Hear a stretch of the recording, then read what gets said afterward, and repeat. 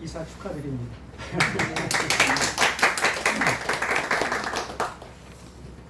이사 신방 감사 예배는 아마 처음인 것 같아요. 우리 교회에서.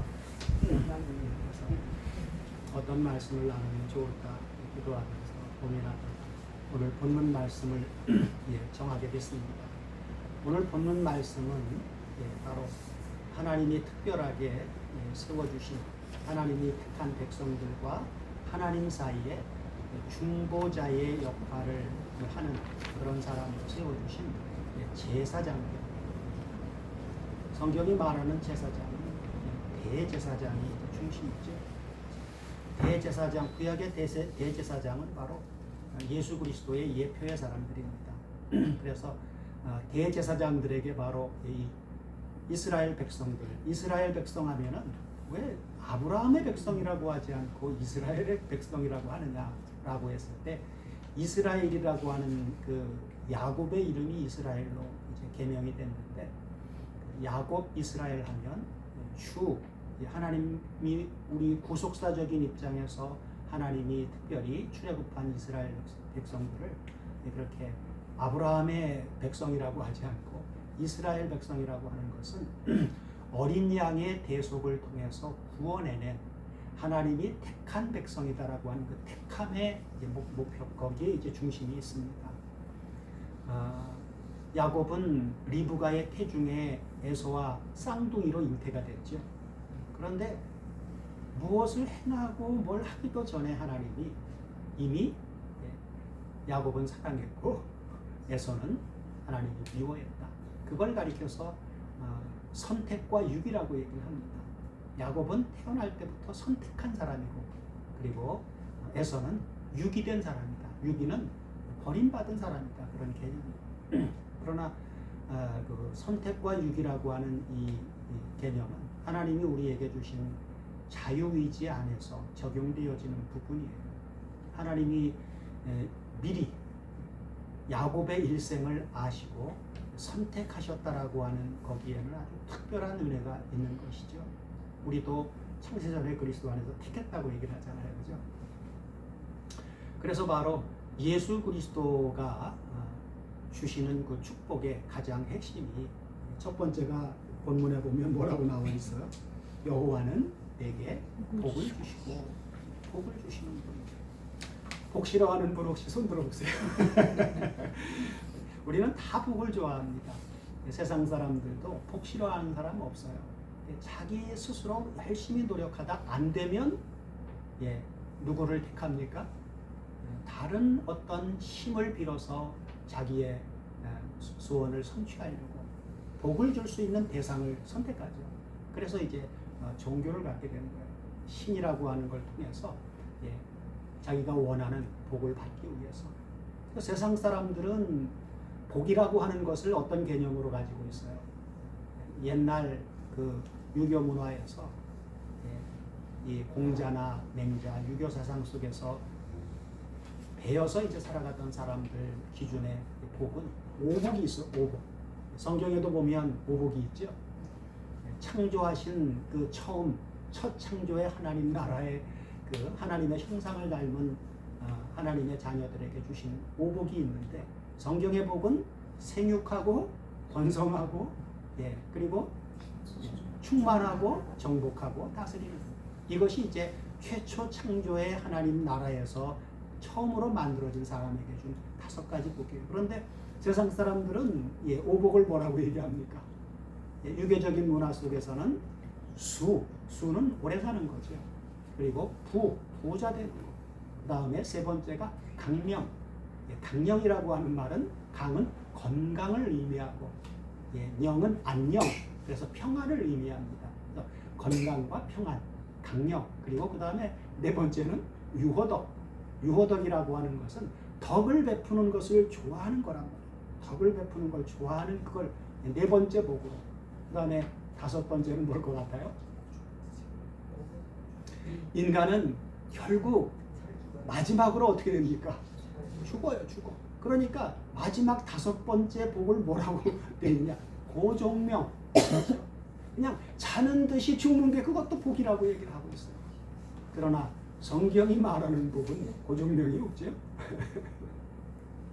하나님이 주시는 복은 그런 복이 아닙니다.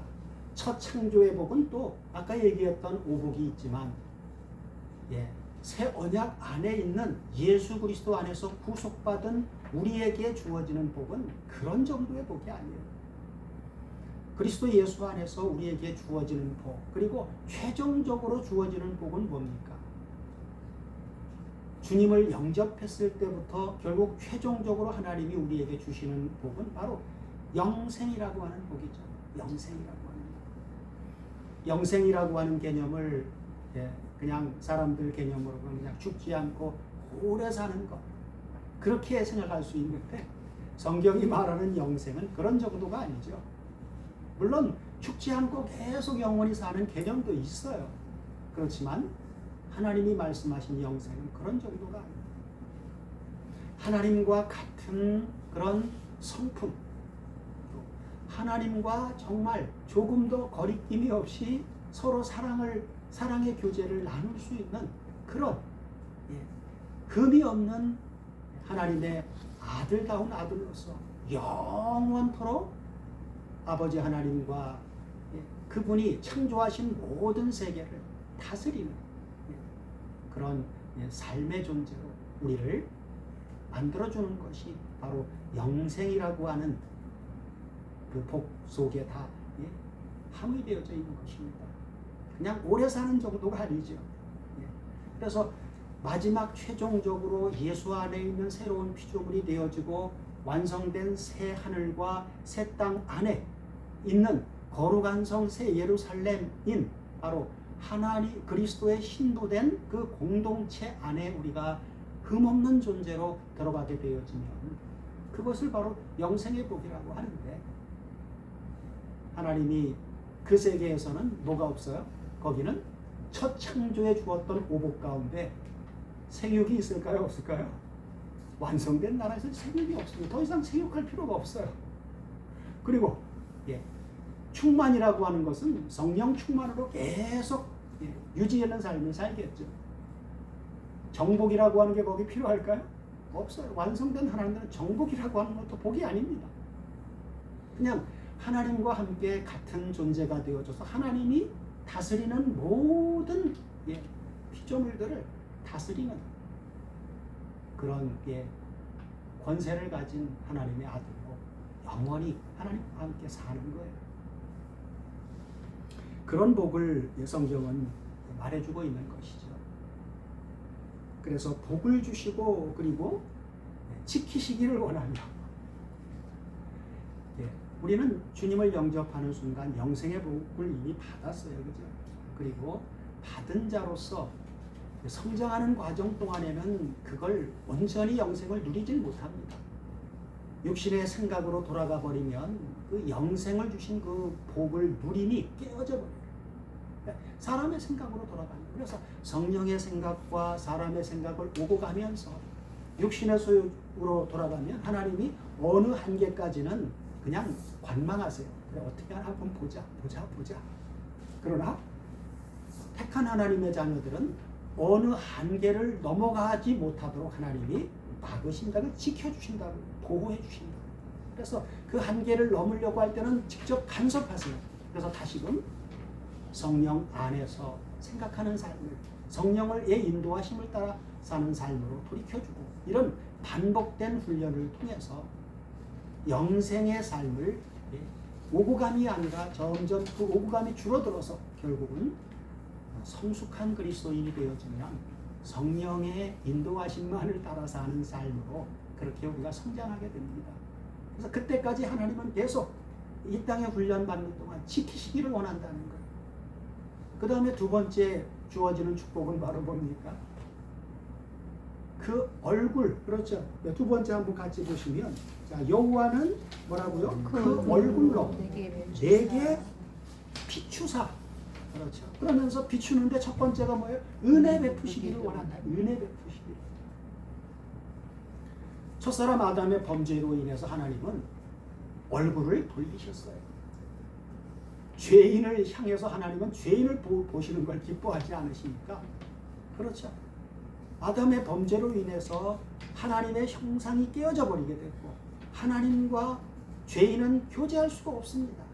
그래서 하나님은 얼굴을 돌리셨어요. 보시지를 않아요. 그러나 그 얼굴로 내게 비추사 은혜 베푸시기를 원한다라고 하는 것은 바로 첫 번째 주어진 은혜가 바로 뭐예요? 바로 택한 자를 거듭나게 하시는 성령의 은혜죠. 그래서 에베소서 2장 4절 이하를 보면 긍휼에 풍성하신 하나님 그 크신 사랑을 인해서 허물과 죄로 죽었던 너희를 그 사랑으로 다시 살렸다. 살려놓은 그 상태로 그냥 머물러 두는 게 아니라 어디까지? 하나님 보좌 우편에까지 하늘에까지 앉혀놓으셨다고 얘기합니다. 그러니까 죄로 인해서 하나님이 얼굴을 돌리고 있으니까 얼굴빛을 비출 수가 없죠. 그러니까 대제사장인 중보자는 하나님 얼굴빛을 비추사 은혜를 베풀어 달라고 하는 것은 저에게 죄사함의 은혜를 달라고 하는 첫 번째가 바로 그거라고. 그리고 은혜는 그건 시작 단추이고 이제 항상 성령의 충만함으로 살아가는 삶까지 갈 때는 아까도 얘기했듯이 육체의 소욕과 성령의 소욕을 오고 간다 그랬죠. 그러니까 은혜는 한 번 주어지는 게 끝이 아닙니다. 예수 그리스도 안에서 구속해주는 이 사건은 한 번으로 영원히 가요. 그러나 선과 악을 분별해서 육신의 소욕과 성령의 소욕을 분별해서 성령의 소욕만을 따라 사는 이 삶을 계속해서 살아가려면 그 은혜 위에다가 더욱 큰 은혜를 부어주셔야만 가능합니다. 그래서 야고보서에 보면 야고보 사도가 그러죠. 4장에서 그런 얘기를 합니다. 너희가 얻지 못하는 것은 구하지 않기 때문이고 너희들이 하나님 앞에 달라고 기도하는데도 응답을 못 받는 이유는 정욕으로 쓰려고 잘못 기도하기 때문이다. 그렇게 얘기하면서 당시 야고보는 그 편지를 받는 당시의 성도들에게 간음하는 여자들이라고 해요. 간음하는 여자들. 예수를 믿는다고 하면서 너희들이 무엇 때문에 사느냐? 세상과 벗대서 살고 있다는 거예요. 그러면서 세상과 벗된 것이 하나님과 원수인 걸 알지 못하느냐? 그러면서 야고보 사도가 그런 세상을 사면서 믿는다고 하면서도 하나님 나라를 바라보고 사는 게 아니라 세상을 바라보고 살아가는 그들을 향해서 하나님은 더욱 큰 은혜를 주시나니. 그렇죠. 이건 처음 주셨던 은혜보다 더욱 큰 은혜를 주셔야만 세상을 바라보는 삶에서 하나님 나라를 바라보는 삶을 살아갈 수 있다는 거예요. 그러니까 은혜 베푸시기를 원한다라고 하는 것은 한 번이 아니라 계속적인, 그렇죠. 육신의 소욕이라고 하는 것을 끊어낸다라고 하는 것이 하나님이 은혜를 계속 부어주시지 않으면 불가능합니다. 그러니 신앙생활을 하면서 계속 죄를 번복하는 삶을 살아갈 때, 야, 이건 끊을 수 없는 것인가 보나. 그러고 그냥 그 죄에 대해 무감각해. 뭐 다른 사람과 비교하니까 나는 별로 저 사람보다는 덜 죄를 짓는데 이 정도는 괜찮겠지 라고 안주하려고 하는 생각 자체가 그게 사람의 생각입니다. 하나님은 그렇게 우리가 머물러 있기를 원하지 않으세요. 이길 수 없는 문제들이 올 때마다 우리는 하나님의 은혜를 계속 구해야 됩니다. 하나님, 아버지가 은혜를 주시지 않으면 이 문제 내가 딛고 일어설 수가 없습니다. 그러니 이 문제를 밟고 일어서서 하나님 보실 때 합당한 삶을 살아갈 수 있는 더욱 큰 은혜를 주세요. 그게 바로 하나님을 의뢰하는 삶이에요. 그럴 때 하나님은 하나님 뜻대로 구했기 때문에 안 주시지 않아요. 주신단 말입니다. 그러면 문제를 뛰어넘어서 말씀대로 살아가는 삶이 계속적으로 성장하는 삶이 이어지는 거예요. 하나님 나 선택해 줬으니까 알아서 하시겠지 라고 살아가는 건 성경이 지향하는 길이 아닙니다. 하나님은 사도 바울에게도 아침에도 나눴듯이 계속 더 큰 문제로 가중돼서 주시는 이유는 하나님만을 의뢰하는 삶을 통해서 하나님 앞에 온전한 합당한 자녀로 키우기 위함이라고 말했듯이 우리에게도 똑같은 거예요. 그러니까 절대로 이 문제 나는 극복할 수 없어 좌절하지 말고 하나님 뜻대로 기도하십시오. 그러면 하나님은 분명히 문제를 딛고 주신 은혜로 딛고 일어서서 살아갈 수 있도록 우리에게 능력 주시고 힘을 주시는 분입니다. 그래서 두 번째 축복이 바로 그 얼굴로 내게 비추사 은혜 베푸시기를 원합니다. 한 번이 아니라 계속 하나님은 은혜를 베풀어 주시기를 원합니다. 주님이 우리를 하나님이 부르신 것은 너 나와 좀 사귀면서 살자. 나와 사랑을 나누면서 살자. 주님이 십자가에 못 박힌 건 하나님과 화목한 삶을 살아가도록 하기 위해서 그 희생을 치렀는데 우리는 영접한 것으로 끝내고 그냥 내 생각으로 살고 있을 때가 많단 말이에요. 그건 성경이 지향하는 게 절대 아니에요. 하나님은 우리 있는 자체 그대로를 사랑하시며 하나님은 당신 앞에 우리가 나와서 그분과 늘 생각을 나누면서 교제하는 시간을 원하십니다. 그 시간이 바로 기도하고 개인적으로 하나님과 앞에 기도하고 묵상하는 말씀을 묵상하는 시간이에요.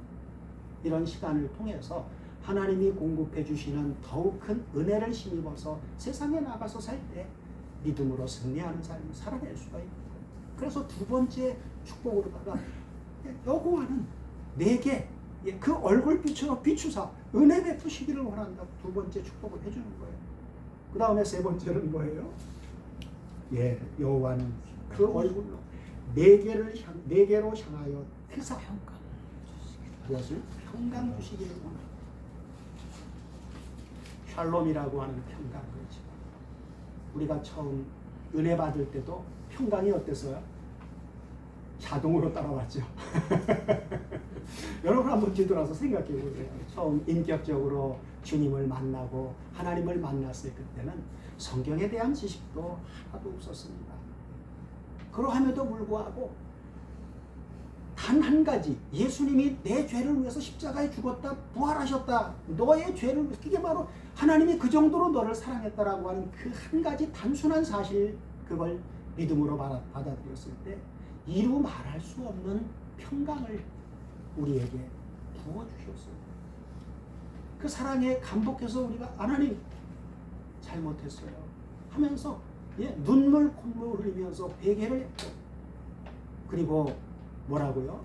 우리 마음에 하나님 뜻대로 살고자 하는 마음을 주셔. 하나님 이제 알았습니다. 이렇게까지 나를 사랑해 주셨군요. 그러니 하나님 이제는 내가 하나님 뜻대로 살겠습니다 라고 어렸을 때니까 말로만 하나님 앞에 회개하면서 고백했음에도 불구하고 하나님은 그때 우리에게 세상이 줄 수 없는, 이루 말할 수 없는 평강을 부어 주셨습니다. 그죠? 그때는 성경을 아는 지식이 없어도 아이고 예수 믿으세요. 예수 믿으니까 너무 좋아요. 예수 믿고 당신도 평안을 누리기를 원하십니다. 이렇게 아주 순수한 마음으로 복음을 전했어요. 그런데 교회 나와서 신앙생활을 한참 하다 보니까 그런 첫사랑이 어때요? 식어버려요. 교회 와서 그러니까 말씀이 머릿속에 들어오기 시작을 하는데 처음에는 지식으로 들어오니까, 지식은 뭘 만든다고요? 고린도 교회 성도들 보니까 고린도 교회 성도들은 모든 은사에 부족함이 없을 정도로 우리가 볼 때는 은사적으로 보면 대단한 수준의 성도들입니다. 그런데 사도 바울은 보니까 어린아이라는 거예요. 여전히 육체의 소욕대로 살아가고 있는 거예요. 그러니까 그들을 향해서 너희들은 어린아이다. 예수 안에서 육체의 소욕을 따라 사는 어린아이구나. 내가 너희들한테 밥은 먹일 수 없어. 저주로 먹인다 그러면서 쓴 게 바로 고린도 전서란 말이에요. 하나님이 우리에게 주시는 그 평강, 첫사랑에 주었던 이 평강, 신앙생활을 하다 보면 냉랭해지고 잊어버려요. 하나님 말씀을 문자로, 지식으로 받아들이다 보니까 그 지식 가지고 사람들을 판단하기 시작하고 나는 굉장히 높은 수준에 있는 사람이라고 하는 교만함이 싹트기 시작하고, 그러면서 사랑은 온데간데 없고 신앙생활도 형식적으로 변해버리고 그냥 말씀 열심히 공부해서 좀 알면 뭐 대단한 것처럼 생각하고 그러면서 살아나가는 그런 과정이, 그때는 첫사랑을 잊어버린 결과 결국 평강까지도 다 깨져버려요. 속은 냉랭합니다. 뭔가 묻게 맨날 말씀 보고 연구해도 새로운 걸 찾으면 거기에 대한 반짝 성취감이 있어요. 기쁨이 있어요. 그렇지만 평강이 계속 유지되지 않습니다. 평강이라고 하는 것은 하나님의 은혜를 계속 부어주시는 그 은혜가 떨어지지 않고 계속 은혜가 충족된 다음에 이어지는 게 바로 평강이에요.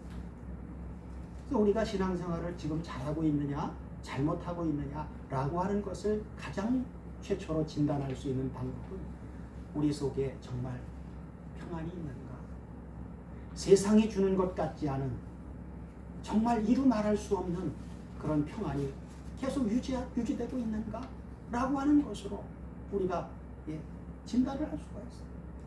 마음의 평안이 없다면 하나님과의 교제가 지금 결핍된 상태입니다. 그럴 때는 하나님 앞에 나가야 돼요. 그리고 바로 오늘 주신 이 축복들은 바로 하나님 앞에 예수 그리스도의 대속의 은혜를 힘입어서 나가서 하나님과의 은밀한 기도를 통해서 그리고 말씀을 통해서 그렇게 처음에는 먼저 배운 성장한 설교자들의 말을 듣는 게 처음에는 어렸을 때 시작이에요. 그러나 어느 정도 성장했을 때는 듣는 것이 부족합니다. 그러면 스스로 성경 읽기를 시작하게 돼요. 그래서 성경 읽기를 통해서 들은 말씀을 확인하게 하는 작업이 이제 조금 성숙하면 하게 되고, 그 다음에 거기서 또 좀 성숙하면 이거 읽는 거 가지고는 안 되겠네. 세 번째 단계가 공부하는 겁니다. 구체적으로 공부하는 거예요. 그 다음에 네 번째는 설교를 통해서 듣고, 그 다음에 성경을 읽고, 그리고 공부하면서 은혜로 깨달아진 것. 은혜로 깨달아진 말씀을 흐레마라고 얘기를 합니다.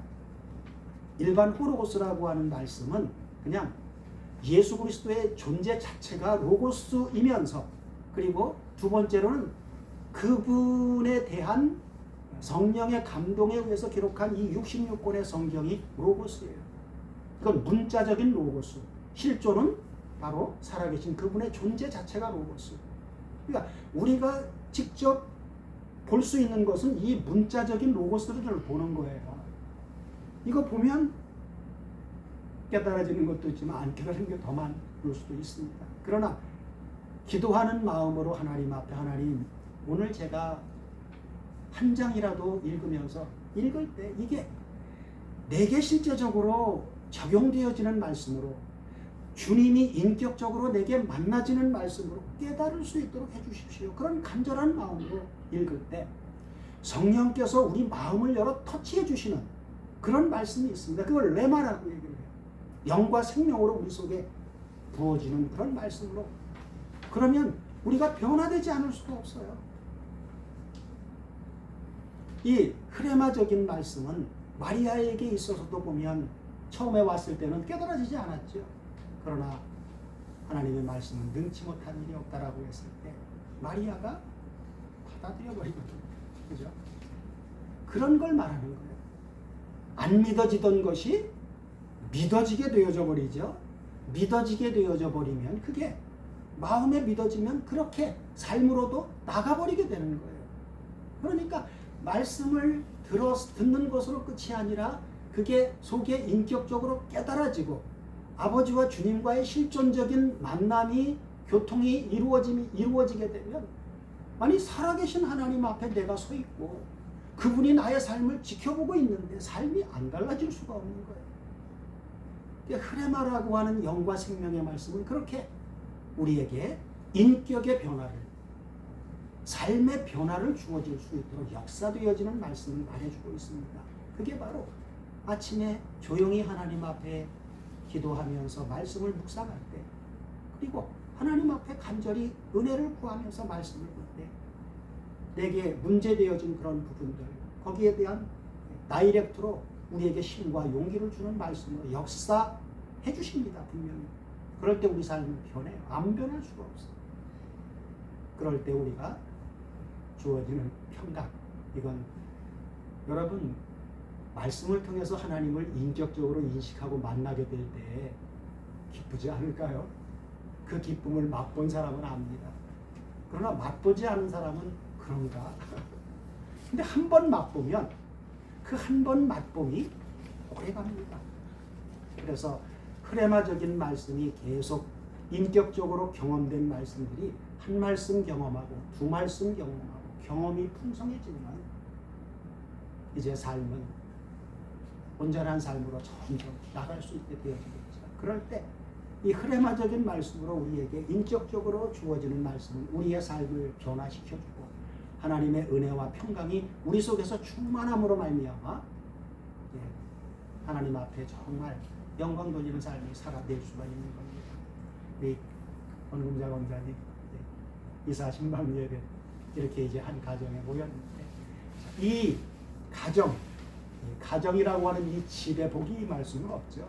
이 가정에 살아가고 있는 식구들 모두에게 바로 이런 제사장의 축복, 하나님의 복과 하나님의 은혜와 하나님의 평강이 늘 함께하는 그런 가정이 돼서 이 가정의 그런 영향력이 밖으로도 펼쳐지는 그런 복된 가정이 되어질 수 있도록 해주시기를 주님의 이름으로 축원드리며 우리 함께 예배하는 우리 모든 식구들의 가정도 동일한 축복으로 함께 해주시기를 우리 주 그리스도 예수의 이름으로 축원드립니다.